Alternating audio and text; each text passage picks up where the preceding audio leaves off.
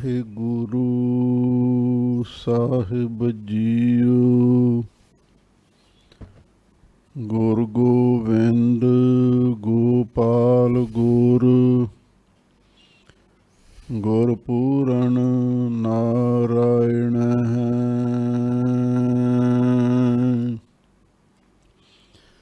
ਗੁਰ ਦਇਆਲ ਸਮਰੱਥ ਗੁਰ, ਗੁਰੂ ਨਾਨਕ ਪਤਿਤ ਉਦਾਹਰਣ ਹੈ। ਭੌਜਲ ਬੇਖਮ ਅਸਗਾਹੁ, ਗੁਰ ਬੋਹਿਥ ਤਾਰਿਆਮ।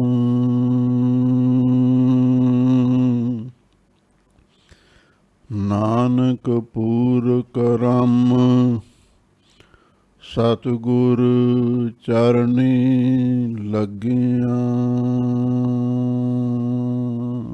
ਸਤਨਾਮ ਸ੍ਰੀ ਵਾਹਿਗੁਰੂ ਸਾਹਿਬ ਜੀਓ।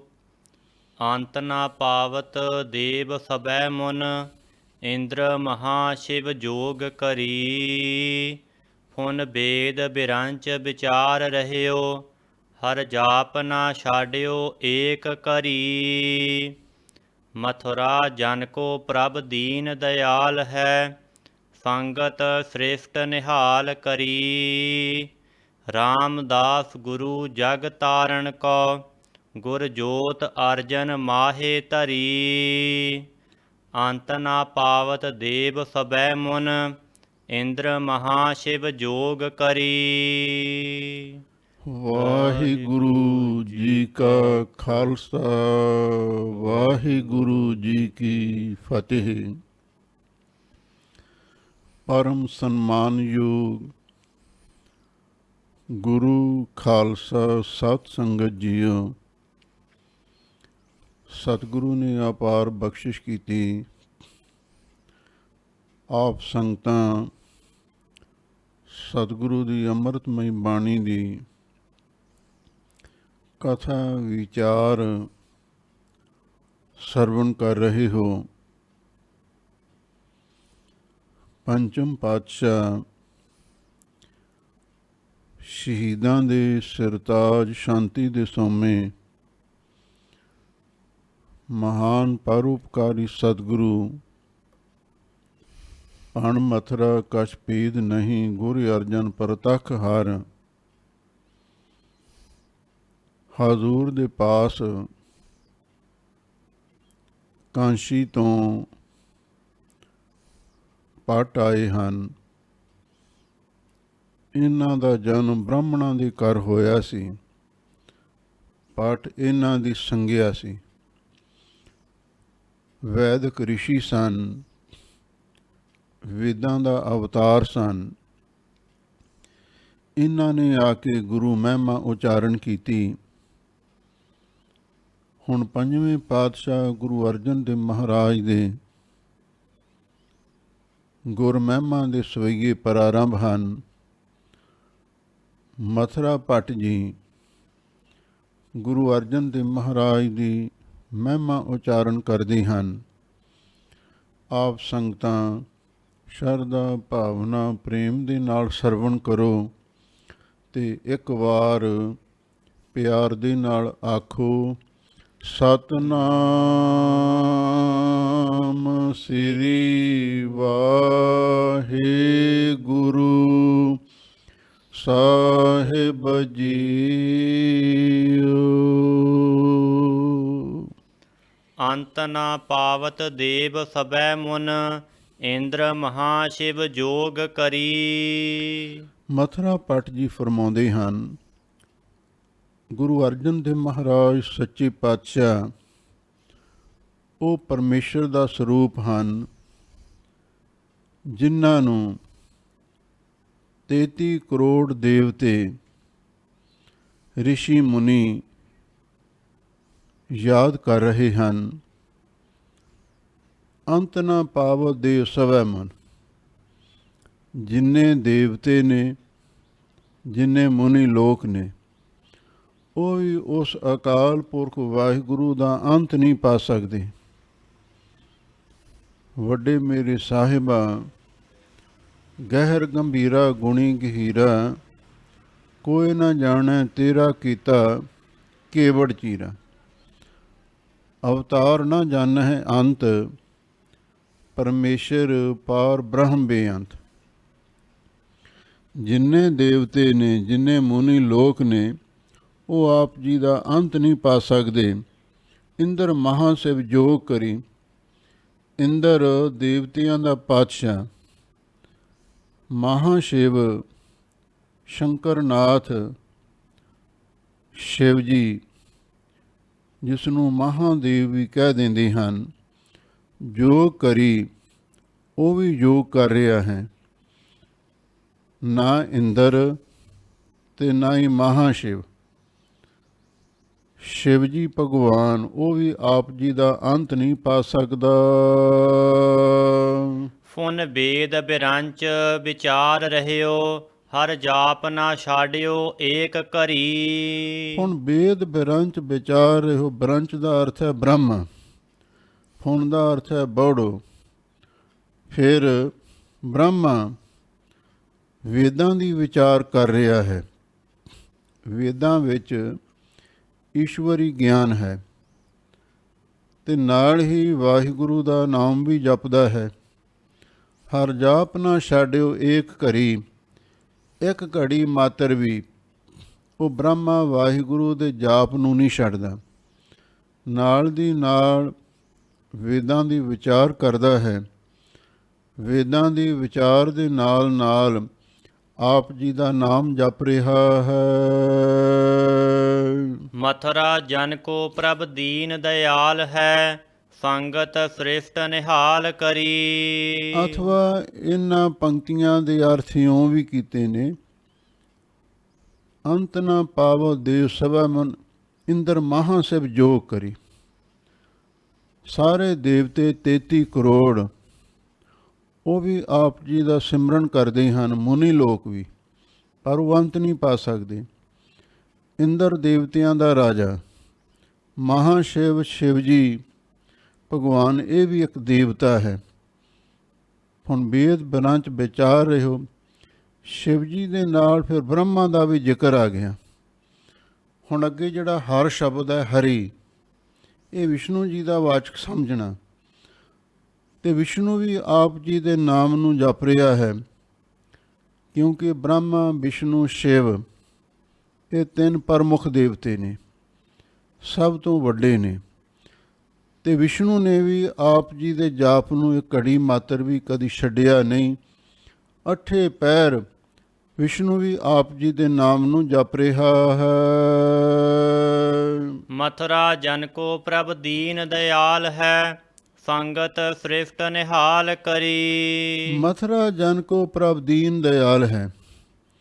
ਮਥੁਰਾ ਭੱਟ ਜੀ ਕਹਿੰਦੇ ਨੇ,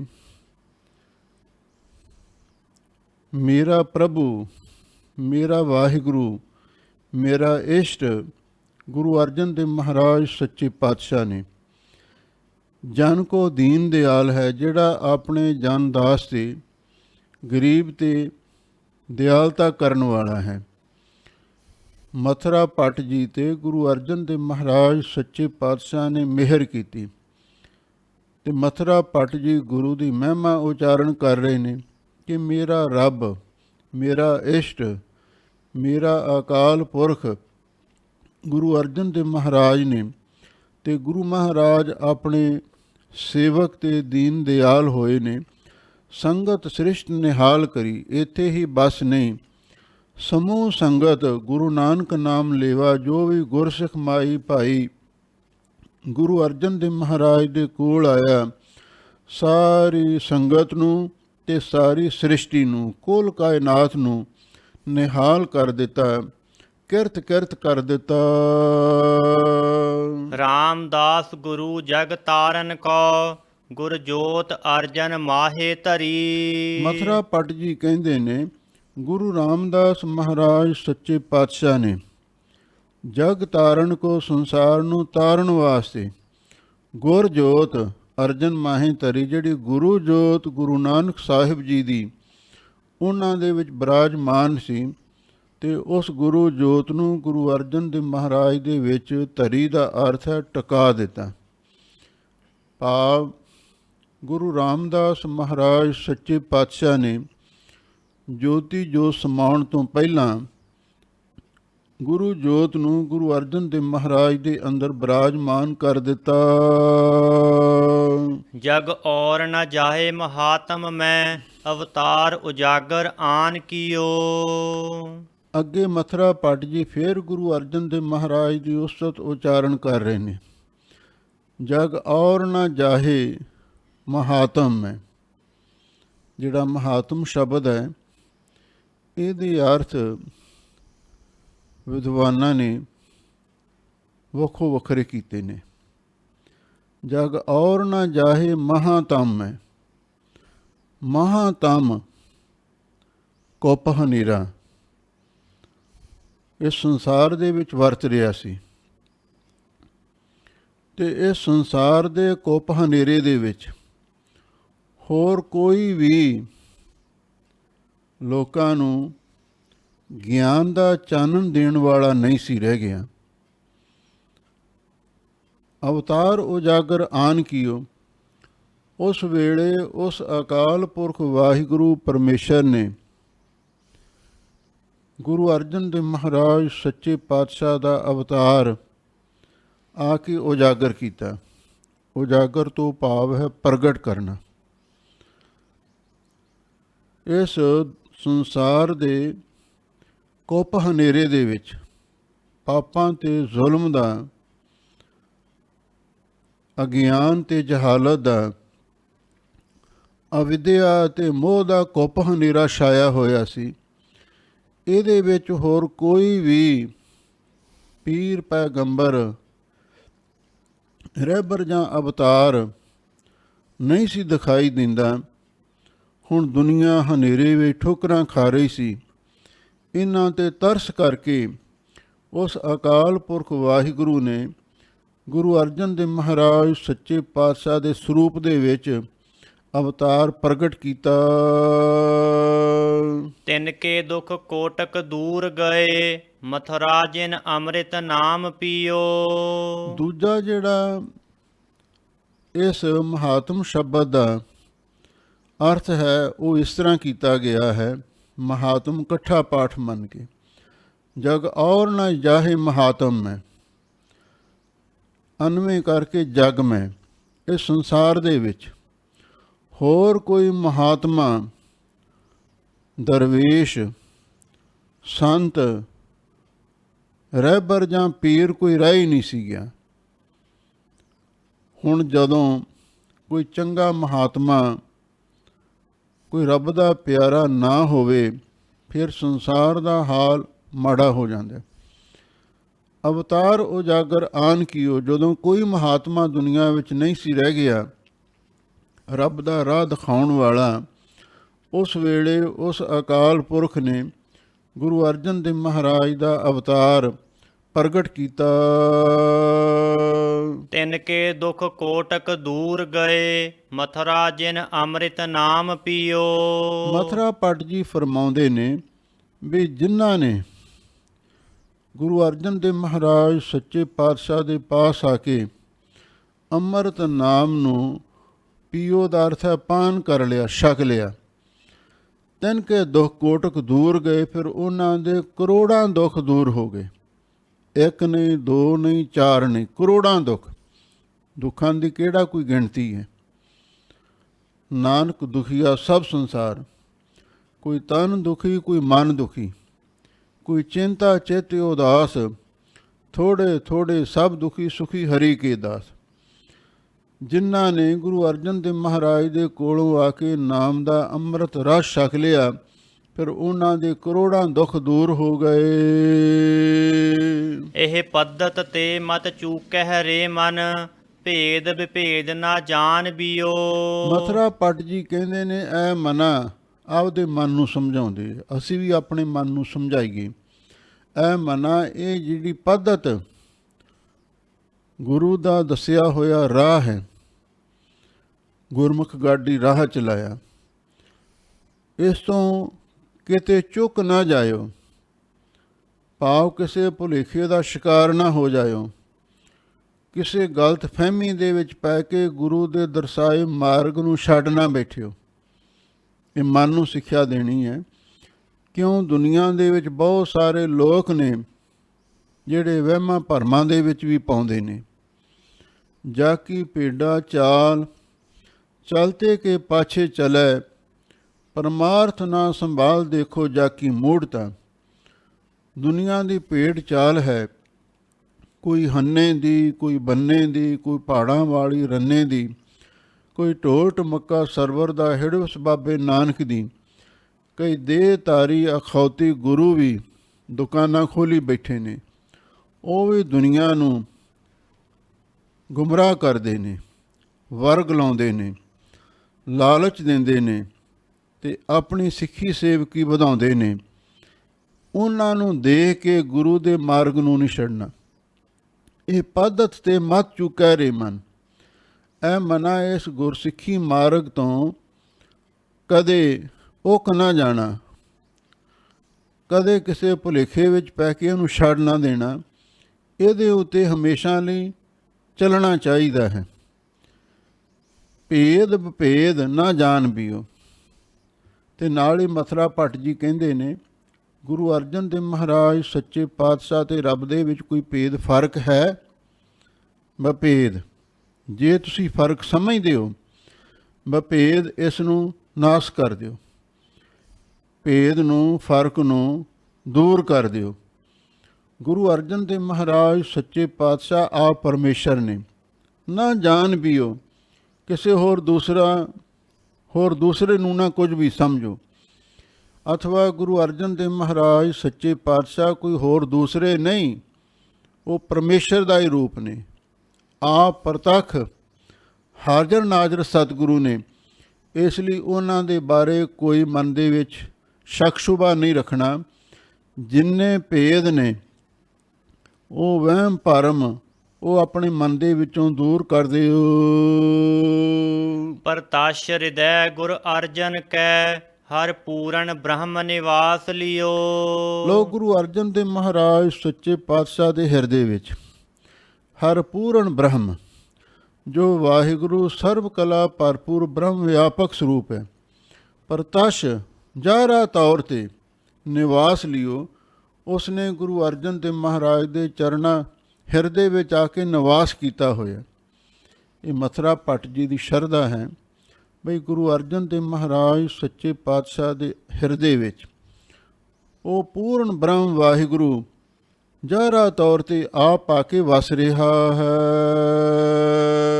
ਜਬ ਲੋ ਨਹੀਂ ਭਾਗ ਲਿਲਾਰ ਉਦੈ, ਤਬ ਲੋ ਭ੍ਰਮ ਤੇ ਫਿਰਤੇ ਬਹੁਤ ਆਇਓ। ਲੋ ਮਥੁਰਾ ਭੱਟ ਜੀ ਫਰਮਾਉਂਦੇ ਨੇ, ਜਦੋਂ ਤੱਕ ਸਾਡੇ ਲਿਲਾਰ ਮੱਥੇ 'ਤੇ ਚੰਗੇ ਪਾਗ ਨਹੀਂ ਸੀ ਜਾਗੇ, ਉਨਾ ਚਿਰ ਤੱਕ ਤਬ ਲੋ ਭ੍ਰਮ ਤੇ ਫਿਰਤੇ ਬਹੁਤ ਆਇਓ। ਅਸੀਂ ਭਟਕਦੇ ਫਿਰਦੇ ਰਹੇ, ਹੋਰ ਪਾਸੇ ਦੌੜਦੇ ਭੱਜਦੇ ਰਹੇ, ਪਰ ਕਿਧਰੇ ਵੀ ਜਾ ਕੇ ਮਨ ਨੂੰ ਸ਼ਾਂਤੀ ਨਹੀਂ ਪ੍ਰਾਪਤ ਹੋਈ। ਕਲ ਘੋਰ ਸਮੁੰਦਰ ਮੇ ਬੂਡਤ ਥੇ, ਕਬਹੂ ਮਿਟਹਿ ਨਹੀਂ ਰੇ ਪਛਤਾਇਓ। ਇਸ ਕਲਯੁਗ ਦੇ ਵਿੱਚ ਜਿਹੜਾ ਘੋਰ ਸਮੁੰਦਰ ਸੰਸਾਰ ਸਮੁੰਦਰ ਹੈ, ਜਿਸ ਦੇ ਵਿੱਚ ਪਦਾਰਥਾਂ ਦਾ ਜਲ ਭਰਿਆ ਹੋਇਆ ਹੈ, ਵਿਸ਼ਿਆਂ ਦੀ ਜ਼ਹਿਰ ਵੀ ਇਹਦੇ ਵਿੱਚ ਭਰੀ ਹੋਈ ਹੈ, ਵਿਕਾਰ ਮਗਰਮਾਸ਼ੇ ਦੇ ਵਿੱਚ ਫਿਰ ਰਹੇ ਨੇ। ਇਸ ਕਲਯੁਗ ਦੇ ਵਿੱਚ ਘੋਰ ਸਮੁੰਦਰ ਜੋ ਅਸੀਂ ਵੀ ਇਹਦੇ ਵਿੱਚ ਡੁੱਬ ਰਹੇ ਸੀ। ਕਬਹੂ ਮਿਟਿਆ ਨਹੀਂ ਰੇ ਪਛਤਾਇਓ। ਮਥੁਰਾ ਭੱਟ ਜੀ ਕਹਿੰਦੇ ਨੇ ਵੀ ਇਹ ਜੇ ਅਸੀਂ ਗੁਰੂ ਅਰਜਨ ਦੇਵ ਮਹਾਰਾਜ ਦੀ ਸ਼ਰਨ ਵਿੱਚ ਨਾ ਆਉਂਦੇ ਨਾ, ਤੇ ਅਸੀਂ ਪਾਪਸ ਤੇ ਇਹ ਪਛਤਾਵਾ ਕਦੀ ਸਾਡਾ ਮੁੱਕਣਾ ਨਹੀਂ ਸੀ। ਤਤ ਵਿਚਾਰ ਯਹ ਮਥੁਰਾ, ਜਗ ਤਾਰਨ ਕੋ ਅਵਤਾਰ ਬਣਾਇਓ। ਮਥੁਰਾ ਭੱਟ ਜੀ ਕਹਿੰਦੇ ਨੇ, ਤਤ ਵਿਚਾਰ ਯਹ ਮਥੁਰਾ, ਮੈਂ ਤੇ ਇਹ ਯਥਾਰਥ ਵਿਚਾਰ ਕੀਤੀ ਹੈ ਤੇ ਮੈਂ ਇਹ ਨਿਚੋੜ ਕੱਢਿਆ, ਜਗ ਤਾਰਨ ਕੋ ਅਵਤਾਰ ਬਣਾਇਓ। ਜਗਤ ਨੂੰ ਤਾਰਨ ਵਾਸਤੇ ਉਸ ਅਕਾਲ ਪੁਰਖ ਨੇ ਗੁਰੂ ਅਰਜਨ ਦੇਵ ਮਹਾਰਾਜ ਦਾ ਅਵਤਾਰ ਬਣਾਉਣਾ ਕੀਤਾ ਹੈ। ਭਾਵ ਉਹ ਅਕਾਲ ਪੁਰਖ ਵਾਹਿਗੁਰੂ ਗੁਰੂ ਅਰਜਨ ਦੇਵ ਮਹਾਰਾਜ ਦੇ ਸਰੂਪ ਦੇ ਵਿੱਚ ਪ੍ਰਕਾਸ਼ਮਾਨ ਹੋਇਆ ਹੈ। ਜਪ ਫਿਰ ਸੰਕਟ ਜੋਨ ਗਰਭ ਨਾ ਆਇਓ। ਮਥੁਰਾ ਭੱਟ ਜੀ ਕਹਿੰਦੇ ਨੇ, ਜਪਿਓ ਜਿਨ ਅਰਜਨ ਦੇਵ ਗੁਰੂ, ਜਿਨ੍ਹਾਂ ਨੇ ਗੁਰੂ ਅਰਜਨ ਦੇਵ ਮਹਾਰਾਜ ਸੱਚੇ ਪਾਤਸ਼ਾਹ ਦੇ ਨਾਮ ਨੂੰ ਜਪਿਆ ਹੈ। ਧੰਨ ਗੁਰੂ ਅਰਜਨ ਦੇਵ ਮਹਾਰਾਜ ਸੱਚੇ ਪਾਤਸ਼ਾਹ, ਧੰਨ ਗੁਰੂ ਅਰਜਨ ਦੇਵ ਮਹਾਰਾਜ ਸੱਚੇ ਪਾਤਸ਼ਾਹ ਮੈਨੂੰ ਬਖਸ਼ ਲਓ। ਇਉਂ ਜਿਸ ਨੇ ਗੁਰੂ ਅਰਜਨ ਦੇਵ ਮਹਾਰਾਜ ਦਾ ਨਾਮ ਜਪਿਆ ਹੈ, ਫਿਰ ਸੰਕਟ ਜੋਨ ਗਰਭ ਨਾ ਆਇਓ। ਫਿਰ ਉਹ ਗਰਭ ਜੋਨੀ ਤੋਂ ਭਾਵ ਹੈ ਮਾਤਾ ਦੇ ਉਦਰ ਦੇ ਵਿੱਚ, ਗਰਭ ਦੇ ਵਿੱਚ ਨਿਵਾਸ ਕਰਨਾ। ਉਹ ਕਿੰਨਾ ਭਿਆਨਕ ਦੁੱਖ ਹੈ। ਬਸੰਦੋ ਕੋਹ ਥੜੈ ਥਾਏ, ਉਹਨੂੰ ਕੋਝਾ ਥਾਂ ਆਖਿਆ ਹੈ। ਮਾਤਾ ਦੇ ਗਰਭ ਦੇ ਵਿੱਚ ਬਹੁਤ ਵੱਡਾ ਦੁੱਖ ਸੀ। ਪਰ ਜਿਹੜਾ ਇੱਕ ਵਾਰੀ ਗੁਰੂ ਅਰਜਨ ਦੇਵ ਮਹਾਰਾਜ ਦਾ ਨਾਮ ਜਪਦਾ ਹੈ, ਫਿਰ ਉਹ ਗਰਭ ਜੋਨੀ ਦੇ ਦੁੱਖ ਵਿੱਚ ਨਹੀਂ ਆਉਂਦਾ। ਇੱਥੇ ਇਹ ਵੀ ਗੱਲ ਧਿਆਨ ਵਿੱਚ ਰੱਖਣੀ ਹੈ, ਜਿਹੜਾ ਗਰਭ ਦੇ ਵਿੱਚ ਨਹੀਂ ਆਉਂਦਾ ਉਹ ਕਦੀ ਜੰਮਦਾ ਵੀ ਨਹੀਂ ਅਤੇ ਕਦੀ ਮਰਦਾ ਵੀ ਨਹੀਂ, ਕਦੇ ਨਰਕਾਂ ਵਿੱਚ ਵੀ ਨਹੀਂ ਜਾ ਸਕਦਾ। ਇਹ ਸਾਰੀਆਂ ਗੱਲਾਂ ਜਨਮ ਦੇ ਨਾਲ ਹੀ ਜੁੜੀਆਂ ਹੋਈਆਂ ਨੇ। ਅਤੇ ਜਿਹਨੇ ਗੁਰੂ ਅਰਜਨ ਦੇਵ ਮਹਾਰਾਜ ਦਾ ਇੱਕ ਵਾਰੀ ਨਾਮ ਜਪ ਲਿਆ, ਫਿਰ ਉਹ ਗਰਭ ਜੋਨੀ ਦੇ ਦੁੱਖ ਵਿੱਚ ਨਹੀਂ ਆਇਆ। ਕਲ ਸਮੁੰਦਰ ਭਏ ਰੂਪ, ਪ੍ਰਗਟ ਹਰ ਨਾਮ ਉਦਾਹਰਣ। ਲੋ ਫਿਰ ਮਥੁਰਾ ਭੱਟ ਜੀ ਕਹਿੰਦੇ ਨੇ, ਕਲ ਸਮੁੰਦਰ ਭਏ ਰੂਪ। ਇਸ ਕਲਯੁਗ ਦੇ ਵਿੱਚ ਗੁਰੂ ਅਰਜਨ ਦੇਵ ਮਹਾਰਾਜ ਸੱਚੇ ਪਾਤਸ਼ਾਹ ਆਪ ਹੀ ਗਿਆਨ ਦੇ ਸਮੁੰਦਰ ਬਣੇ ਹੋਏ ਨੇ। ਗਿਆਨ ਦੇ ਸਮੁੰਦਰ, ਭਗਤੀ ਦੇ ਸਾਗਰ, ਨਾਮ ਦੇ ਭੰਡਾਰ ਬਣੇ ਹੋਏ ਨੇ। ਪ੍ਰਗਟ ਹਰ ਨਾਮ ਉਦਾਹਰਣ, ਜ਼ਾਹਰਾ ਤੌਰ 'ਤੇ ਗੁਰੂ ਅਰਜਨ ਦੇਵ ਮਹਾਰਾਜ ਸੱਚੇ ਪਾਤਸ਼ਾਹ ਵਾਹਿਗੁਰੂ ਦੇ ਨਾਮ ਦੇ ਨਾਲ ਜੋੜ ਕੇ ਜਗਤ ਜੀਵਾਂ ਦਾ ਉਧਾਰ ਕਰ ਰਹੇ ਹਨ। ਬਸ ਹੈ ਸੰਤ ਜਿਸ ਹਿਰਦੈ, ਦੁੱਖ ਦਾਰਿਦਰ ਨਿਵਾਰਨ। ਜਿਸ ਦੇ ਹਿਰਦੇ ਵਿੱਚ ਸੰਤ ਗੁਰੂ ਅਰਜਨ ਦੇਵ ਮਹਾਰਾਜ ਸੱਚੇ ਪਾਤਸ਼ਾਹ ਨਿਵਾਸ ਕਰ ਜਾਂਦੇ ਹਨ। ਬਸੈ ਸੰਤ ਜਿਸ ਹਿਰਦੈ, ਸੰਤ ਗੁਰੂ ਅਰਜਨ ਦੇਵ ਮਹਾਰਾਜ ਸ਼ਾਂਤ ਸਰੂਪ ਸਤਿਗੁਰੂ ਜਿਸ ਦੇ ਹਿਰਦੇ ਵਿੱਚ ਵਸ ਜਾਂਦੇ ਹਨ, ਦੁੱਖ ਦਾ ਰਿਦਰ ਨਿਵਾਰਨ, ਉਹਦੇ ਸਾਰੇ ਦੁੱਖ ਤੇ ਦਲਿੱਦਰ ਨਾਸ਼ ਕਰ ਦਿੰਦੇ ਹਨ। ਉਹਦੇ ਕੋਲੇ ਭੁੱਖ ਤੇ ਦੁੱਖ ਦੇ, ਗਰੀਬੀ ਦੇ ਸਾਰੇ ਦੁੱਖ ਮਿਟ ਜਾਂਦੇ ਹਨ। ਨਿਰਮਲ ਭੇਖ ਅਪਾਰ, ਤਾਸ ਬਿਨ ਅਵਰ ਨਾ ਕੋਈ। ਲੋ ਮਥੁਰਾ ਭੱਟ ਜੀ ਕਹਿੰਦੇ ਨੇ, ਨਿਰਮਲ ਭੇਖ ਅਪਾਰ, ਅਪਾਰ ਪਾਰਾਵਾਰ ਤੋਂ ਰਹਿਤ ਪ੍ਰਭੂ ਵਾਹਿਗੁਰੂ, ਜਿਸ ਦਾ ਭੇਖ ਬਹੁਤ ਪਵਿੱਤਰ ਭੇਖ ਸਰੂਪ ਗੁਰੂ ਅਰਜਨ ਦੇਵ ਮਹਾਰਾਜ ਪ੍ਰਗਟ ਹੋਏ ਨੇ। ਭੇਖ ਦਾ ਅਰਥ ਸਰੂਪ, ਨਿਰਮਲ ਦਾ ਅਰਥ ਹੈ ਉਜਲ, ਮੈਲ ਤੋਂ ਰਹਿਤ। ਨਿਰਮਲ ਭੇਖ ਅਪਾਰ, ਉਸ ਵਾਹਿਗੁਰੂ ਦਾ ਨਿਰਮਲ ਸਰੂਪ, ਉਜਲ ਸਰੂਪ ਗੁਰੂ ਅਰਜਨ ਦੇਵ ਮਹਾਰਾਜ ਸੱਚੇ ਪਾਤਸ਼ਾਹ ਹਨ। ਤਾਸ ਬਿਨ ਅਵਰ ਨਾ ਕੋਈ, ਉਸ ਅਕਾਲ ਪੁਰਖ ਤੋਂ ਬਿਨਾਂ ਹੋਰ ਕੋਈ ਸਾਨੂੰ ਗੁਰੂ ਅਰਜਨ ਦੇਵ ਮਹਾਰਾਜ ਦੇ ਵਿੱਚ ਨਜ਼ਰ ਨਹੀਂ ਆਉਂਦਾ। ਮਥੁਰਾ ਭੱਟ ਜੀ ਦੀ ਹੁਣ ਦ੍ਰਿਸ਼ਟੀ ਇਹ ਬਣ ਗਈ ਹੈ, ਨਾਨਕ ਸੋਧੇ ਸਿਮਰਤ ਵੇਦ, ਪਾਰ ਬ੍ਰਹਮ ਗੁਰ ਨਾਹੀ ਭੇਦ। ਉਹਨਾਂ ਨੂੰ ਗੁਰੂ ਪਰਮੇਸ਼ਰ ਤੇ ਪਾਰ ਬ੍ਰਹਮ ਪਰਮੇਸ਼ਰ ਦੇ ਵਿੱਚ ਕੋਈ ਅੰਤਰ ਜਾਪਦਾ ਹੀ ਨਹੀਂ ਹੈ। ਮਨ ਬਚ ਜਿਨ ਜਾਣਿਓ, ਭਇਓ ਤੇ ਸੰਸਰ ਸੋਈ। ਮਥੁਰਾ ਭੱਟ ਜੀ ਫਰਮਾਉਂਦੇ ਨੇ, ਮਨ ਬਚ ਜਿਨ ਜਾਣਿਓ, ਮਨ ਕਰਕੇ, ਬਚ ਬਾਣੀ ਕਰਕੇ ਜਿਨ੍ਹਾਂ ਨੇ ਉਸ ਗੁਰੂ ਅਰਜਨ ਦੇਵ ਮਹਾਰਾਜ ਸੱਚੇ ਪਾਤਸ਼ਾਹ ਨੂੰ ਜਾਣਿਓ, ਰੱਬ ਦਾ ਰੂਪ ਸਮਝੇ। ਮਨ ਬਚ ਜਿਨ ਜਾਣਿਓ, ਮਨ ਬਾਣੀ ਸਰੀਰ ਕਰਕੇ ਜਿਸ ਨੇ ਗੁਰੂ ਅਰਜਨ ਦੇਵ ਮਹਾਰਾਜ ਨੂੰ ਪਰਮੇਸ਼ਰ ਦਾ ਰੂਪ ਜਾਣਿਆ, ਭਇਓ ਤੇ ਸੰਸਰ ਸੋਈ। ਫਿਰ ਉਹ ਵੀ ਉਹਨਾਂ ਵਰਗਾ ਹੀ ਹੋ ਗਿਆ, ਉਹਨਾਂ ਦਾ ਸਰੂਪ ਹੋ ਨਿਬੜਿਆ, ਜਿਹਨੇ ਗੁਰੂ ਮਹਾਰਾਜ ਨੂੰ ਅੰਦਰੂਨੀ ਤੌਰ 'ਤੇ ਰੱਬ ਦਾ ਰੂਪ ਜਾਣ ਲਿਆ। ਅਥਵਾ ਮਨ ਬਾਚ ਜਿਨ ਜਾਣਿਓ, ਗੁਰੂ ਅਰਜਨ ਦੇਵ ਮਹਾਰਾਜ ਸੱਚੇ ਪਾਤਸ਼ਾਹ ਨੇ ਮਨ ਬਾਣੀ ਸਰੀਰ ਕਰਕੇ ਉਸ ਅਕਾਲ ਪੁਰਖ ਵਾਹਿਗੁਰੂ ਪਰਮੇਸ਼ਰ ਨੂੰ ਪੂਰਨ ਰੂਪ ਦੇ ਵਿੱਚ ਜਾਣਿਆ, ਭਇਓ ਤੇ ਸਮਸਰਸ ਹੋਈ। ਫਿਰ ਗੁਰੂ ਅਰਜਨ ਦੇਵ ਮਹਾਰਾਜ ਸੱਚੇ ਪਾਤਸ਼ਾਹ ਵੀ ਉਸ ਅਕਾਲ ਪੁਰਖ ਵਾਹਿਗੁਰੂ ਦੇ ਬਰਾਬਰ ਉਹਦਾ ਸਰੂਪ ਹੋ ਗਏ, ਉਹਦੇ ਵਿੱਚ ਹੀ ਅਭੇਦ ਹੋ ਗਏ। ਧਾਰਨ ਗਗਨ ਨਵ ਖੰਡ ਮਹਿ ਜੋਤ ਸਵਰੂਪੀ ਰਹਿਓ ਭਰ। ਮਥੁਰਾ ਭੱਟ ਜੀ ਆਪਣੀ ਸ਼ਰਧਾ ਭਰੋਸਾ ਪ੍ਰਗਟ ਕਰ ਰਹੇ ਨੇ ਧਰਤੀ ਵਿੱਚ ਤੇ ਗਗਨ ਆਕਾਸ਼ ਦੇ ਵਿੱਚ, 9 ਖੰਡਾਂ ਦੇ ਵਿੱਚ ਜੋਤ ਸਰੂਪੀ ਰਹਿਓ ਪਰ। ਉਹ ਜੋਤ ਸਰੂਪੀ ਜੋਤ ਸਰੂਪ ਵਾਹਿਗੁਰੂ ਪਰਮੇਸ਼ਰ ਸਭ ਥਾਵਾਂ 'ਤੇ ਪਰਿਪੂਰਨ ਹੋ ਰਿਹਾ ਹੈ, ਸਭ ਥਾਵਾਂ 'ਤੇ ਭਰਿਆ ਹੋਇਆ ਹੈ। ਭੰਨ ਮਥੁਰਾ ਕਛ ਭੇਦ ਨਹੀਂ ਗੁਰ ਅਰਜਨ ਪ੍ਰਤੱਖ ਹਰ। ਮਥੁਰਾ ਭੱਟ ਜੀ ਫਰਮਾਉਂਦੇ ਨੇ ਕੋਈ ਫਰਕ ਨਹੀਂ ਹੈ, ਗੁਰੂ ਅਰਜਨ ਦੇਵ ਮਹਾਰਾਜ ਸੱਚੇ ਪਾਤਸ਼ਾਹ ਪ੍ਰਤੱਖ ਹਰ, ਪ੍ਰਤੱਖ ਪਰਮੇਸ਼ਰ ਦਾ ਹੀ ਸਰੂਪ ਨੇ। ਉਸ ਵਾਹਿਗੁਰੂ ਦੇ 2 ਸਰੂਪ ਨੇ, ਇੱਕ ਨਿਰਗੁਣ ਸਰੂਪ ਹੈ, ਦੂਜਾ ਸਰਗੁਣ ਸਰੂਪ ਹੈ। ਨਿਰਗੁਣ ਸਰੂਪ ਤੇ ਨਿਰਾਕਾਰ ਹੈ, ਤੇ ਸਰਗੁਣ ਸਰੂਪ ਦੇ ਵਿੱਚ ਪ੍ਰਗਟ ਹੋ ਕੇ ਵਾਹਿਗੁਰੂ ਕਲਯੁਗੀ ਜੀਵਾਂ ਦਾ ਉਧਾਰ ਕਰਦਾ ਹੈ। ਇਸ ਵਾਸਤੇ ਗੁਰੂ ਅਰਜਨ ਪ੍ਰਤੱਖ ਹਰ, ਗੁਰੂ ਅਰਜਨ ਦੇਵ ਮਹਾਰਾਜ ਉਸ ਵਾਹਿਗੁਰੂ ਦਾ ਪ੍ਰਤੱਖ ਤੋਂ ਭਾਵ ਹੈ ਸਰਗੁਣ ਸਰੂਪ ਨੇ, ਜੋ ਕਲਯੁਗੀ ਜੀਵਾਂ ਦੇ ਉਧਾਰ ਵਾਸਤੇ ਆਏ ਨੇ। ਗੁਰੂ ਅਰਜਨ ਦੇਵ ਮਹਾਰਾਜ ਬਈ ਜ਼ਾਹਰਾ ਰੂਪ ਦੇ ਵਿੱਚ ਉਸ ਅਕਾਲ ਪੁਰਖ ਵਾਹਿਗੁਰੂ ਦਾ ਸਾਕਾਰ ਰੂਪ ਸਰਗੁਣ ਸਰੂਪ ਹਨ। ਅਜੈ ਗੰਗ ਜਲ ਅਟਲ ਸਿੱਖ ਸੰਗਤ ਸਭ ਨਾਵੈ। ਲੋ ਹੁਣ ਅੱਗੇ ਹਰਬੰਸ ਭੱਟ ਜੀ ਦੀ ਬਾਣੀ ਆਰੰਭ ਹੋ ਰਹੀ ਹੈ।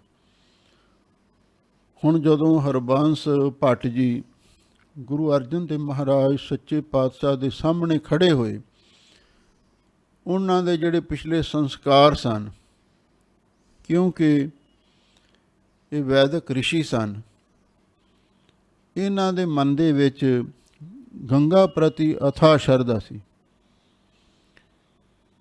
ਪੁਰਾਣ ਹਿੰਦੂ ਧਰਮ ਦੇ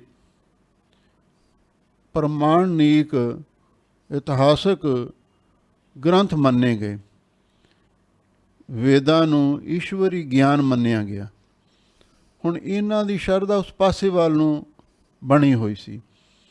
ਹੁਣ ਜਦੋਂ ਗੁਰੂ ਅਰਜਨ ਦੇਵ ਮਹਾਰਾਜ ਦੇ ਕੋਲ ਆਏ ਨੇ ਤੇ ਉਹਨਾਂ ਨੇ ਸ਼੍ਰੀ ਅੰਮ੍ਰਿਤਸਰ ਸਾਹਿਬ ਸਰੋਵਰ ਨੂੰ ਤੱਕਿਆ ਤੇ ਉਹਨਾਂ ਨੂੰ ਗੰਗਾ ਯਾਦ ਆ ਗਈ। ਕਿਉਂ? ਸਨਾਤਨ ਧਰਮ ਦੇ ਵਿੱਚ ਵੇਦਾਂ ਦੇ ਅਨੁਯਾਈ ਗੰਗਾ ਨੂੰ ਬਹੁਤ ਪਵਿੱਤਰ ਮੰਨਦੇ ਨੇ। ਅਜੈ ਗੰਗ ਜਲ ਅਟਲ, ਅਜੈ ਤੋਂ ਭਾਵ ਜਿਹੜਾ ਜਿੱਤਿਆ ਨਹੀਂ ਜਾਂਦਾ, ਜਿਸ ਦੀ ਹਮੇਸ਼ਾ ਹੀ ਜੈਤੀ ਰਹਿੰਦੀ, ਉਹ ਕੌਣ ਹੈ? ਅਕਾਲ ਪੁਰਖ ਵਾਹਿਗੁਰੂ। ਸ੍ਰੀ ਵਾਹਿਗੁਰੂ ਜੀ ਕੀ ਫਤਿਹ, ਜਿਸ ਦੀ ਹਮੇਸ਼ਾ ਲਈ ਜਿੱਤ ਹੈ। ਅਜੈ ਗੰਗ, ਉਸ ਅਕਾਲ ਪੁਰਖ ਵਾਹਿਗੁਰੂ ਪਰਮੇਸ਼ਰ ਦੀ ਬਣਾਈ ਹੋਈ ਗੰਗਾ, ਉਹ ਇੱਥੇ ਬਿਰਾਜਮਾਨ ਹੈ। ਉੱਥੇ ਗੰਗਾ ਦਾ ਪਾਣੀ ਵਗਦਾ ਨਜ਼ਰ ਆਉਂਦਾ ਸੀ, ਜਲ ਅਟਲ। ਪਰ ਇਸ ਪਾਵਨ ਅੰਮ੍ਰਿਤਸਰ ਸਰੋਵਰ ਦੇ ਵਿੱਚ ਉਹ ਪਾਣੀ ਅਟਲ, ਐਨ ਸ਼ਾਂਤ ਤੇ ਟਿਕਿਆ ਹੋਇਆ ਨਜ਼ਰ ਆ ਰਿਹਾ ਹੈ। ਸਿੱਖ ਸੰਗਤ ਸਭ ਨਾਵੈ, ਜਿੰਨੀਆਂ ਵੀ ਗੁਰਸਿੱਖ ਸੰਗਤਾਂ ਨੇ ਸ਼ਰਧਾ ਭਾਵਨਾ ਦੇ ਨਾਲ ਪਾਵਨ ਅੰਮ੍ਰਿਤਸਰ ਸਰੋਵਰ ਦੇ ਵਿੱਚ ਇਸ਼ਨਾਨ ਵੀ ਕਰ ਰਹੀਆਂ ਨੇ। ਹੁਣ ਉਸ ਭੱਟ ਨੂੰ ਗੰਗਾ ਦਾ ਦ੍ਰਿਸ਼ ਸਾਹਮਣੇ ਦਿਖਾਈ ਦੇ ਰਿਹਾ ਹੈ। ਉਹ ਸ਼੍ਰੀ ਅੰਮ੍ਰਿਤਸਰ ਸਾਹਿਬ ਸਰੋਵਰ ਦੇ ਜਲ ਨੂੰ ਗੰਗਾ ਦੇ ਨਾਲ ਤਸ਼ਬੀਹ ਦੇ ਰਿਹਾ ਹੈ। ਇਹ ਵੀ ਇੱਕ ਰੱਬ ਦੀ ਗੰਗਾ ਹੈ, ਇਹਦਾ ਪਾਣੀ ਇੱਕ ਥਾਂ ਟਿਕਿਆ ਹੋਇਆ ਹੈ ਤੇ ਸਿੱਖ ਸੰਗਤਾਂ ਇਹਦੇ ਵਿੱਚ ਇਸ਼ਨਾਨ ਕਰ ਰਹੀਆਂ ਹਨ। ਨਿਤ ਪੁਰਾਣ ਬਾਚੀਐ ਹੈ ਵੇਦ ਬ੍ਰਹਮਾ ਮੁਖ ਗਾਵੈ। ਲੋ ਇੱਥੇ ਹਮੇਸ਼ਾ ਪੁਰਾਣ ਵੀ ਬਾਚੀਐ ਪੜ੍ਹੇ ਜਾਂਦੇ ਨੇ। ਇਹਦਾ ਮਤਲਬ ਇਹ ਹੈ, ਇੱਥੇ ਬੈਠ ਕੇ ਜਿਹੜੇ ਵਿਦਵਾਨ ਪੰਡਤ ਗੁਰਸਿੱਖ ਸੰਤ ਮਹਾਂਪੁਰਖ ਨੇ ਇੱਥੇ ਬੈਠ ਕੇ ਇਤਿਹਾਸ ਦੀ ਕਥਾ ਵਿਚਾਰ ਕਰਦੇ ਨੇ, ਪੁਰਾਣੇ ਇਤਿਹਾਸਾਂ ਨੂੰ ਵੀ ਪੜ੍ਹਦੇ ਨੇ। ਵੇਦ ਬ੍ਰਹਮਾ ਮੁਖ ਗਾਵੇ ਅਤੇ ਬ੍ਰਹਮਾ ਪ੍ਰਗਟ ਹੋ ਕੇ ਇੱਥੇ ਮੁੱਖੋਂ ਵੇਦਾਂ ਨੂੰ ਗਾ ਰਿਹਾ। ਹੁਣ ਭਿੱਖਾ ਬ੍ਰਹਮਾ ਦਾ ਅਵਤਾਰ ਸੀ, ਉਹ ਜ਼ਾਹਰਾ ਤੌਰ 'ਤੇ ਗੁਰੂ ਅਰਜਨ ਦੇਵ ਮਹਾਰਾਜ ਦੀ ਮਹਿਮਾ ਵਡਿਆਈ ਉਚਾਰਨ ਕਰ ਰਿਹਾ ਸੀ। ਹੁਣ ਇਹ ਵੈਦਿਕ ਰਿਸ਼ੀ ਸਨ ਅਤੇ ਇਸ ਲਈ ਇਹਨਾਂ ਨੂੰ ਪੁਰਾਣੇ ਪਿਛਲੇ ਜਨਮਾਂ ਦੀ ਯਾਦ ਆ ਗਈ, ਪਿਛਲੇ ਸੰਸਕਾਰ ਜਾਗੇ ਨੇ। ਇਸੇ ਲਈ ਉਹ ਕਹਿ ਰਹੇ ਨੇ, ਸੱਚੇ ਪਾਤਸ਼ਾਹ, ਆ ਜਿਹੜਾ ਅੰਮ੍ਰਿਤ ਸਰੋਵਰ ਦਾ ਜਲ ਹੈ, ਇਹ ਮਾਨੋ ਸਿੱਖਾਂ ਦੀ ਗੰਗਾ ਹੈ। ਉਸ ਗੰਗਾ ਦਾ ਪਾਣੀ ਵਗਦਾ ਪਾਣੀ ਹੈ, ਪਰ ਇਹ ਟਿਕਿਆ ਹੋਇਆ ਸ਼ਾਂਤ ਜਲ ਹੈ। ਇਹਦੇ ਵਿੱਚ ਗੁਰਸਿੱਖ ਨਹਾਉਂਦੇ ਨੇ। ਇੱਥੇ ਹਮੇਸ਼ਾ ਵਿਦਵਾਨ ਗੁਰਸਿੱਖ ਬੈਠ ਕੇ ਪੁਰਾਣ ਵਾਚਦੇ ਨੇ, ਇਤਿਹਾਸ ਦੀ ਕਥਾ ਕਰਦੇ ਨੇ, ਅਤੇ ਬ੍ਰਹਮਾ ਪ੍ਰਤੱਖ ਰੂਪ ਦੇ ਵਿੱਚ ਵੇਦਾਂ ਨੂੰ ਮੁੱਖੋਂ ਗਾ ਰਿਹਾ ਹੈ, ਅਥਵਾ ਵੇਦ ਦਾ ਅਰਥ ਹੈ ਗਿਆਨ। ਉਹ ਗਿਆਨ ਨੂੰ ਮੁੱਖੋਂ ਪ੍ਰਗਟ ਕਰ ਰਿਹਾ ਹੈ। ਅਜੈ ਚਵਰ ਫਿਰ ਢੁਲੈ, ਨਾਮ ਅੰਮ੍ਰਿਤ ਮੁਖ ਲਿਓ। ਅਜੈ ਤੋਂ ਭਾਵ ਹੈ ਜਿਹੜਾ ਜਿੱਤਿਆ ਨਹੀਂ ਜਾਂਦਾ, ਭਾਵ ਪਰਮੇਸ਼ਰ। ਉਸ ਵਾਹਿਗੁਰੂ ਦੀ ਕਿਰਪਾ ਦੇ ਨਾਲ ਚਬਰ ਸਿਰ ਢੁਲੈ, ਤੁਹਾਡੇ ਸੀਸ ਉੱਤੇ ਜਸ ਦਾ ਚੌਰ ਵੀ ਢੁਲ ਰਿਹਾ ਹੈ। ਕੀਰਤੀ ਦਾ ਚਬਰ, ਜਸ ਦਾ ਚੌਰ ਤੁਹਾਡੇ ਸਿਰ ਉੱਤੇ ਢੁਲ ਰਿਹਾ ਹੈ। ਨਾਮ ਅੰਮ੍ਰਿਤ ਮੁਖ ਲਿਓ, ਤੁਸੀਂ ਉਸ ਵਾਹਿਗੁਰੂ ਪਰਮੇਸ਼ਰ ਦਾ ਨਾਮ ਆਪਣੇ ਮੁਖ ਦੇ ਵਿੱਚ ਨਾਮ ਅੰਮ੍ਰਿਤ ਲਿਆ ਹੋਇਆ। ਇਹਦਾ ਮਤਲਬ ਇਹ ਹੈ, ਤੁਸੀਂ ਹਰ ਵੇਲੇ ਆਪਣੀ ਰਸਨਾ ਤੋਂ ਅੰਮ੍ਰਿਤ ਨਾਮ ਉਚਾਰਨ ਕਰਦੇ ਹੋ, ਵਾਹਿਗੁਰੂ ਵਾਹਿਗੁਰੂ ਵਾਹਿਗੁਰੂ ਜਪਦੇ ਹੋ। ਤੁਹਾਡੇ ਸਿਰ ਉੱਤੇ ਚੌਰ ਵੀ ਪ੍ਰਤੱਖ ਝੂਲ ਰਿਹਾ ਹੈ। ਗੁਰ ਅਰਜਨ ਫਿਰ ਛਤਰ, ਆਪ ਪਰਮੇਸ਼ਰ ਦਿਓ। ਕੱਲਾ ਚੌਰ ਹੀ ਨਹੀਂ, ਗੁਰੂ ਅਰਜਨ ਦੇਵ ਮਹਾਰਾਜ ਦੇ ਸਿਰ ਉੱਤੇ ਛਤਰ ਵੀ ਝੁੱਲ ਰਿਹਾ ਹੈ।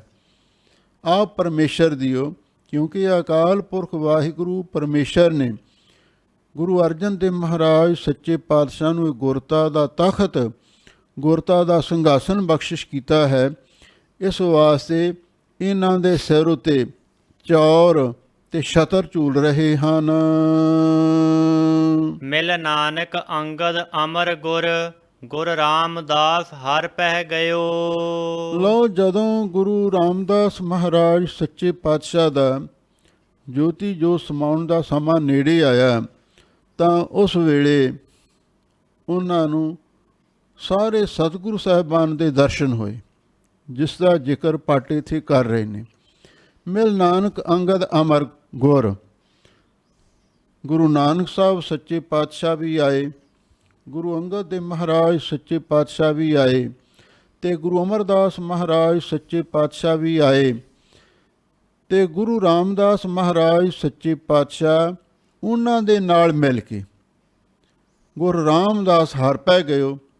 ਗੁਰੂ ਰਾਮਦਾਸ ਮਹਾਰਾਜ ਸੱਚੇ ਪਾਤਸ਼ਾਹ ਉਸ ਵਾਹਿਗੁਰੂ ਦੇ ਪਾਸ ਚਲੇ ਗਏ, ਸੱਚਖੰਡ ਜਾ ਬਰਾਜੇ। ਇਹਦਾ ਮਤਲਬ ਇਹ ਹੈ, ਜਦੋਂ ਗੁਰੂ ਰਾਮਦਾਸ ਮਹਾਰਾਜ ਸੱਚੇ ਪਾਤਸ਼ਾਹ ਦਾ ਪਰਲੋਕ ਗਮਨ ਦਾ ਸਮਾਂ ਆਇਆ, ਉਸ ਵੇਲੇ ਪਹਿਲੇ ਸਤਿਗੁਰੂ ਸਾਹਿਬਾਨ ਉਹਨਾਂ ਨੂੰ ਲੈਣ ਵਾਸਤੇ ਆਏ, ਅਤੇ ਉਹਨਾਂ ਦੇ ਨਾਲ ਮਿਲ ਕੇ ਹੀ ਗੁਰੂ ਰਾਮਦਾਸ ਮਹਾਰਾਜ ਸੱਚੇ ਪਾਤਸ਼ਾਹ ਉਸ ਵਾਹਿਗੁਰੂ ਦੇ ਪਾਸ ਸੱਚਖੰਡ ਚਲੇ ਗਏ। ਹਰਬੰਸ ਜਗਤ ਜਸ ਸੰਚਰਿਓ, ਸੋ ਕਵਣ ਕਹੈ ਸ੍ਰੀ ਗੁਰ ਮੋਇਓ। ਹਰਬੰਸ ਪਟ ਜਗਤ ਦੇ ਵਿੱਚ ਗੁਰੂ ਰਾਮਦਾਸ ਮਹਾਰਾਜ ਸੱਚੇ ਪਾਤਸ਼ਾਹ ਦਾ ਜਸ ਸੰਚਰਿਓ, ਸੰਚਾਰ ਰਿਹਾ ਹੈ, ਵਾਹਿਗੁਰੂ ਦਾ ਜਸ ਪ੍ਰਗਟ ਕਰ ਰਿਹਾ ਹੈ। ਸੋ ਕਵਣ ਕਹੈ ਸ੍ਰੀ ਗੁਰ ਮੋਇਓ, ਉਹ ਕਿਹੜਾ ਬੇਵਕੂਫ ਹੈ ਜਿਹੜਾ ਇਹ ਗੱਲ ਕਹਿੰਦਾ ਹੈ ਵੀ ਗੁਰੂ ਰਾਮਦਾਸ ਮਹਾਰਾਜ ਸੱਚੇ ਪਾਤਸ਼ਾਹ ਮੋਇਓ, ਮਰ ਗਏ ਨੇ। ਇੱਥੇ ਇੱਕ ਸਿੱਖਿਆ ਹੈ, ਆਪਾਂ ਕਦੇ ਵੀ ਗੁਰੂ ਮਹਾਰਾਜ ਸੱਚੇ ਪਾਤਸ਼ਾਹ ਦੇ ਅੰਤਮ ਸਮੇਂ ਨੂੰ ਇਹ ਨਹੀਂ ਕਹਿਣਾ ਵੀ ਉਹ ਮਰ ਗਏ। ਇਹ ਇੱਕ ਬੜਾ ਝਟਕਾ ਜਿਹਾ ਸ਼ਬਦ ਆ ਜਿਹੜਾ ਅਸੀਂ ਆਮ ਵਰਤਦੇ ਹਾਂ, ਫਲਾਨਾ ਮਰ ਗਿਆ, ਅੱਜ ਉਹ ਵੀ ਮਰ ਗਿਆ, ਧਮਕਾ ਮਰ ਗਿਆ, ਅਮਕਾ ਮਰ ਗਿਆ। ਪਰ ਆਪਾਂ ਗੁਰੂ ਮਹਾਰਾਜ ਦੇ ਸਤਿਕਾਰ ਲਈ ਇਹ ਸ਼ਬਦ ਨਹੀਂ ਵਰਤਣਾ। ਕਿਹੜਾ ਮੂਰਖ ਹੈ ਜਿਹੜਾ ਇਹ ਗੱਲ ਕਹਿੰਦਾ ਵੀ ਗੁਰੂ ਰਾਮਦਾਸ ਮਹਾਰਾਜ ਮਰ ਗਏ ਨੇ? ਇਹ ਗੱਲ ਕਹਿਣੀ ਬਿਲਕੁਲ ਨਹੀਂ ਢੁੱਕਦੀ।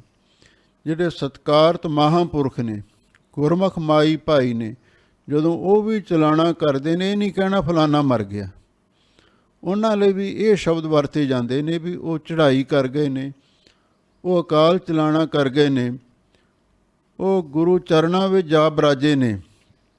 ਇਸ ਤਰ੍ਹਾਂ ਦੇ ਢੁਕਵੇਂ ਸ਼ਬਦ ਸਤਿਕਾਰਤ ਵਰਤਣੇ ਚਾਹੀਦੇ ਨੇ। ਅਤੇ ਹੁਣ ਅੱਗੇ ਹਰਬੰਸ ਭੱਟ ਜੀ ਉਚਾਰਨ ਕਰਦੇ ਹਨ। ਦੇਵਪੁਰੀ ਮਹਿ ਗਇਓ, ਆਪ ਪਰਮੇਸ਼ਰ ਭਾਇਓ। ਫਿਰ ਹਰਬੰਸ ਭੱਟ ਦੇ ਸਾਹਮਣੇ ਲੋਕਾਂ ਨੇ ਸਵਾਲ ਕੀਤਾ, ਕਹਿੰਦਾ ਤੂੰ ਇਹ ਕਹਿਣਾ ਹੈ ਵੀ ਗੁਰੂ ਰਾਮਦਾਸ ਮਹਾਰਾਜ ਸੱਚੇ ਪਾਤਸ਼ਾਹ ਵੀ ਉਹ ਸੱਚਖੰਡ ਗਏ ਨੇ, ਉਹਨਾਂ ਲਈ ਇਹ ਸ਼ਬਦ ਨਹੀਂ ਵਰਤਣਾ ਚਾਹੀਦਾ। ਕਵਣ ਕਹੇ ਸ੍ਰੀ ਗੁਰ ਮੋਇਓ। ਫਿਰ ਉਹ ਗਏ ਕਿੱਥੇ ਨੇ, ਸਾਨੂੰ ਇਹਦੇ ਬਾਰੇ ਦੱਸੋ। ਤਾਂ ਹਰਬੰਸ ਭੱਟ ਜੀ ਕਹਿੰਦੇ ਨੇ ਦੇਵਪੁਰੀ ਮੈਂ ਗਇਓ।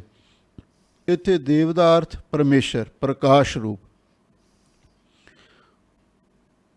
ਅਤੇ ਗੁਰੂ ਰਾਮਦਾਸ ਮਹਾਰਾਜ ਸੱਚੇ ਪਾਤਸ਼ਾਹ ਦੇਵਪੁਰੀ, ਉਸ ਵਾਹਿਗੁਰੂ ਪਰਮੇਸ਼ਰ ਦੀ ਪੁਰੀ, ਉਸ ਵਾਹਿਗੁਰੂ ਦੇ ਸੱਚਖੰਡ ਵਿੱਚ ਚਲੇ ਗਏ ਨੇ। ਆਪ ਪਰਮੇਸ਼ਰ ਭਾਇਓ। ਅਤੇ ਵਾਹਿਗੁਰੂ ਪਰਮੇਸ਼ਰ ਨੂੰ ਆਪ ਇਹ ਗੱਲ ਭਾਈ ਸੀ। ਉਸ ਵਾਹਿਗੁਰੂ ਪਰਮੇਸ਼ਰ ਨੂੰ ਇਹ ਚੰਗਾ ਲੱਗਿਆ ਸੀ। ਉਸ ਵਾਹਿਗੁਰੂ ਪਰਮੇਸ਼ਰ ਨੇ ਹੀ ਉਹਨਾਂ ਨੂੰ ਆਪਣੇ ਪਾਸ ਸੱਦਿਆ ਅਤੇ ਗੁਰੂ ਰਾਮਦਾਸ ਮਹਾਰਾਜ ਉਸ ਰੱਬ ਦੇ ਸ਼ਹਿਰ ਦੇ ਵਿੱਚ ਚਲੇ ਗਏ। ਹਰ ਸਿੰਘਾਸਨ ਦਿਓ, ਸ੍ਰੀ ਗੁਰ ਤਹਿ ਬੈਠਾਇਓ। ਅਤੇ ਜਦੋਂ ਵਾਹਿਗੁਰੂ ਦੇ ਸੱਚਖੰਡ ਵਿੱਚ ਗਏ ਗੁਰੂ ਰਾਮਦਾਸ ਮਹਾਰਾਜ ਸੱਚੇ ਪਾਤਸ਼ਾਹ, ਅਤੇ ਵਾਹਿਗੁਰੂ ਪਰਮੇਸ਼ਰ ਨੇ ਉਹਨਾਂ ਨੂੰ ਆਪਣਾ ਸਿੰਘਾਸਨ ਦਿੱਤਾ, ਆਪਣੇ ਸਿੰਘਾਸਨ 'ਤੇ ਬੈਠਾਇਆ। ਸ੍ਰੀ ਗੁਰ ਤਹਿ ਬੈਠਾਇਓ। ਇੱਥੋਂ ਇਹ ਗੱਲ ਸਪਸ਼ਟ ਹੁੰਦੀ ਹੈ ਬਈ ਭੱਟਾਂ ਦੀ ਜਿਹੜੀ ਅਨੁਭਵ ਦ੍ਰਿਸ਼ਟੀ ਹੈ, ਦਿਵ ਦ੍ਰਿਸ਼ਟੀ ਹੈ, ਉਹ ਜਾਗ ਪਈ ਸੀ ਅਤੇ ਉਹਨਾਂ ਨੂੰ ਸਾਰਾ ਨਜ਼ਾਰਾ ਸਾਹਮਣੇ ਦਿਸ ਰਿਹਾ ਸੀ। ਇਸੇ ਲਈ ਹਰਬੰਸ ਭੱਟ ਜੀ ਕਹਿ ਰਹੇ ਨੇ ਵੀ ਕੌਣ ਕਹਿੰਦਾ ਗੁਰੂ ਰਾਮਦਾਸ ਮਹਾਰਾਜ ਸੱਚੇ ਪਾਤਸ਼ਾਹ ਚਲਾਣਾ ਕਰ ਗਏ ਨੇ? ਉਹ ਤਾਂ ਰੱਬ ਦੇ ਕਰ ਗਏ ਨੇ ਅਤੇ ਵਾਹਿਗੁਰੂ ਨੇ ਉਹਨਾਂ ਨੂੰ ਆਪਣਾ ਸਿੰਘਾਸਨ ਦਿੱਤਾ ਹੈ। ਉਹ ਸਿੰਘਾਸਨ ਦੇ ਉੱਤੇ ਗੁਰੂ ਰਾਮਦਾਸ ਮਹਾਰਾਜ ਨੂੰ ਬਿਠਾਇਆ। ਰਹਿਸ ਕੀਓ ਸੁਰਦੇਵ, ਤੋਹੇ ਜਸ ਜੈ ਜੈ ਜੰਪ ਹੈ। ਅਤੇ ਜਿੰਨੇ ਉੱਥੇ ਦੇਵਤੇ ਸਨ ਵਾਹਿਗੁਰੂ ਦੀ ਸੇਵਾ ਕਰਨ ਵਾਲੇ, ਰਹਿਸ ਕੀਓ ਸੁਰਦੇਵ, ਉਹਨਾਂ ਸਾਰਿਆਂ ਨੇ ਬੜੀ ਖੁਸ਼ੀ ਪ੍ਰਗਟ ਕੀਤੀ। ਗੁਰੂ ਰਾਮਦਾਸ ਮਹਾਰਾਜ ਸੱਚੇ ਪਾਤਸ਼ਾਹ ਦਾ ਜੈ ਜੈਕਾਰ ਕੀਤਾ ਅਤੇ ਸਾਰਿਆਂ ਨੇ ਗੁਰੂ ਮਹਾਰਾਜ ਦੇ ਚਰਨਾਂ ਦੇ ਵਿੱਚ ਸ਼ਰਧਾਂਜਲੀਆਂ ਭੇਟ ਕੀਤੀਆਂ, ਸ਼ਰਧਾ ਭਾਵਨਾ ਦੇ ਫੁੱਲ ਅਰਪਣ ਕੀਤੇ ਅਤੇ ਸਾਰਿਆਂ ਨੇ ਖੁਸ਼ੀ ਮਨਾਈ। ਤੋਹਿ ਜਸ ਜੈ ਜੈ ਜੰਪੈ। ਇਹ ਗੁਰੂ ਰਾਮਦਾਸ ਮਹਾਰਾਜ ਸੱਚੇ ਪਾਤਸ਼ਾਹ ਵੀ ਸਾਰੇ ਦੇਵਤੇ ਜੈ ਜੈਕਾਰ ਉਚਾਰਨ ਕਰਕੇ ਆਪ ਜੀ ਦੇ ਜਸ ਨੂੰ ਉਚਾਰਨ ਕਰ ਰਹੇ ਹਨ।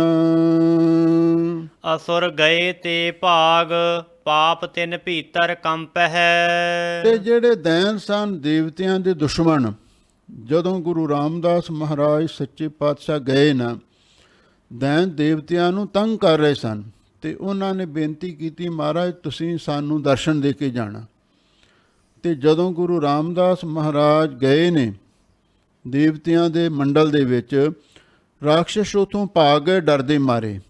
ਪਾਪ ਤਿੰਨ ਭੀਤਰ ਕੰਪ ਹੈ। ਜਿਹੜੇ ਉਹਨਾਂ ਦੇ ਕੀਤੇ ਪਾਪ ਸਨ ਉਹ ਉਹਨਾਂ ਦੇ ਅੰਦਰ ਕੰਬਣ ਲੱਗ ਪਏ।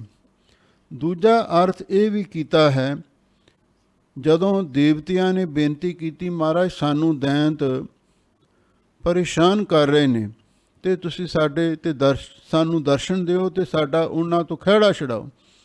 ਦੇਵਪੁਰੀ ਮੈਂ ਗਇਓ। ਗੁਰੂ ਰਾਮਦਾਸ ਮਹਾਰਾਜ ਸੱਚੇ ਪਾਤਸ਼ਾਹ ਦੇਵਪੁਰੀ, ਦੇਵਤਿਆਂ ਦੀ ਪੂਰੀ ਸਵਰਗ ਵਿੱਚ ਵੀ ਗਏ ਨੇ ਅਤੇ ਵਾਹਿਗੁਰੂ ਪਰਮੇਸ਼ਰ ਨੂੰ ਇਸੇ ਤਰ੍ਹਾਂ ਪਾਇਆ ਸੀ। ਤੇ ਜਦੋਂ ਗੁਰੂ ਮਹਾਰਾਜ ਸੱਚੇ ਪਾਤਸ਼ਾਹ ਸਵਰਗ ਦੇ ਵਿੱਚ ਗਏ, ਹਰ ਸਿੰਘਾਸਨ ਦਿਓ, ਦੂਜੇ ਅਰਥ ਵਿੱਚ ਹਰ ਦਾ ਅਰਥ ਇੱਥੇ ਇੰਦਰ ਕਰਨਾ ਹੈ। ਦੇਵਤਿਆਂ ਦੇ ਪਾਤਸ਼ਾਹ ਇੰਦਰ ਨੇ ਆਪਣਾ ਸਿੰਘਾਸਨ ਤਖਤ ਛੱਡ ਦਿੱਤਾ। ਸਿਰ ਗੁਰ ਤਹਿ ਬੈਠਾਇਓ, ਤੇ ਗੁਰੂ ਰਾਮਦਾਸ ਮਹਾਰਾਜ ਨੂੰ ਦੇਵਤਿਆਂ ਦੇ ਰਾਜੇ ਇੰਦਰ ਨੇ ਆਪਣੇ ਤਖਤ ਤੇ ਬੈਠਾਇਆ। ਰਹਿਸ ਕੀਓ ਸੁਰਦੇਵ, ਸਾਰੇ ਦੇਵਤਿਆਂ ਨੇ ਗੁਰੂ ਮਹਾਰਾਜ ਦੀ ਆਰਤੀ ਉਤਾਰੀ, ਜਸ ਕੀਤਾ।